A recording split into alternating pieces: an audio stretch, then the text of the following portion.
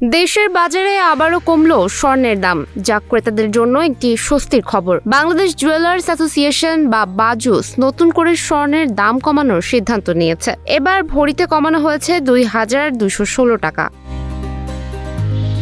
নতুন দাম অনুযায়ী ভ্যাট সহ ২২ ক্যারেটের এক ভরি স্বর্ণের দাম নির্ধারণ করা হয়েছে ২,২৩,০৭৪ টাকা, যা আজ বৃহস্পতিবার সকাল ১০টা থেকে কার্যকর হয়েছে। বাজুস জানিয়েছে, স্থানীয় বাজারে তেজাবি স্বর্ণ বা পিওর গোল্ডের দাম কমে যাওয়ায় এই সমন্বয় করা হয়েছে। ঠিক এর মাত্র একদিন আগেই নির্ধারণ করা হয়েছিল ২২ ক্যারেট স্বর্ণের দাম ২,২৫,২৯০ টাকা।